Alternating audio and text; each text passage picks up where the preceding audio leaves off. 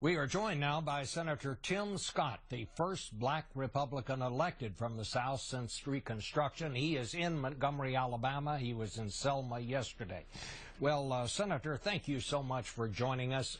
You heard the president yesterday make that pitch to Congress to restore the Voting Rights Act. Do you support that, and are you going to push your leadership to run this through the Senate?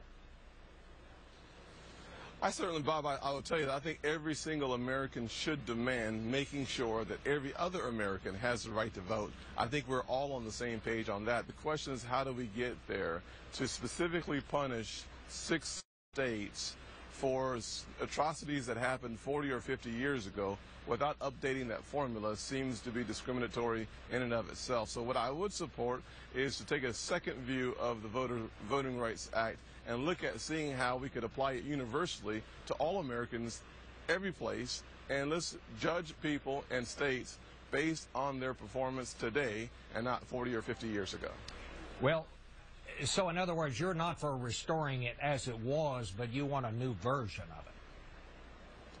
Yeah, when you look at the triggers back in the 70s and the 60s, South Carolina no longer qualifies. Let's look at current history, the current state today.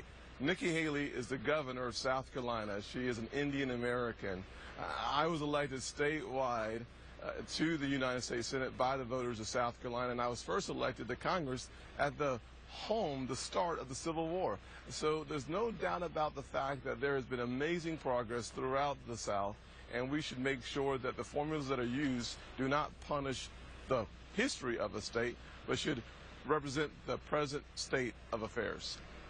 Senator, let me ask you candidly, how do you think the first black president in America has done in terms of improving race relations? I would say that we've had probably a neutral position on progressing from a racial perspective in America over the last few years. We have not made as much progress as some would like to have seen. And if you look at specifically the challenges faced by black America, the last 6 years have been challenging. Unemployment rate is near 12% overall. The poverty rate is near 28%. I will tell you that the last 6 years have not been good for most folks. Middle America and down, this has not been a good economy for those of us who live in middle-class America and moving down. I will tell you that there is a lot of progress, and John Lewis spoke about what that looks like going forward, and he specifically said, education is the key. Education is the key.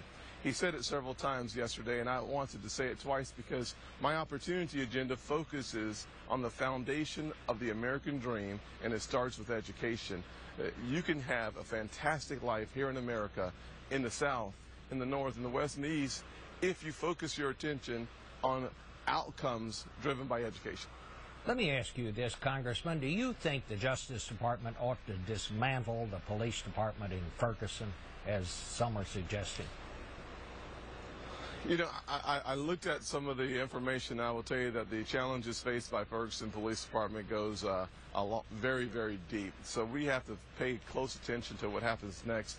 I'm not sure what's going to happen next. I don't think the Justice Department knows what's going to happen next, but the thorough investigation is important and necessary.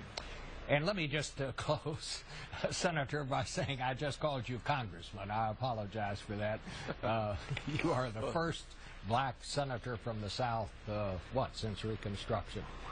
And it's been a pleasure to talk to you this morning. Thank you, sir. Thanks, Bob. Thanks for having me back on Face the Nation. All right.